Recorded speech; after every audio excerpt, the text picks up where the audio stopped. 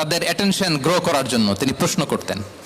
একবার বলেন দেখি, কে বলতে পারে ইন্না মিনাশ শাজারি শাজারা লা ইয়াসকুতু ওয়ারাকুহা মাসালুহা মাসালুল মুমিন, একটা গাছ আছে, এই গাছের পাতা ঝরে না, এর দৃষ্টান্ত মুমিনের দৃষ্টান্ত। কে পারো দেখি?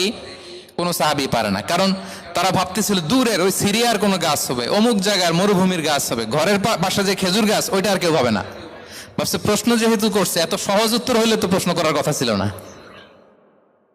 তারা এইটা বলে ওইটা বলে, ক্যাকটাস গুলমলাতা ওই গাছ, নবী বলে না, ইন্নাহা আন-নাখলা, এটা খেজুর গাছ। কি গাছ? তো আব্দুল্লাহ ইবনে ওমর তখন খুব ছোট, তিনি মনে মনে ধরে ফেলছিলেন, কিন্তু ভয়ে বলে না। তো বাসায় যে ওমর রাদিয়াল্লাহুকে বলে, আব্বা আপনারা কেউ পারেন না, আমি তো জানতাম এটা খেজুর গাছ, তো বললাম না যে। আব্দুল্লাহ বলে আপনি পারেন না, অন্যান্য সাহাবারা বাচ্চা ছাড়া কেউ পারে না, আমি কেমনে কই? ওমর রাদিয়াল্লাহু বললেন আজকে যদি তুমি বলতে পারতে লাল উট পেলে আরবরা যে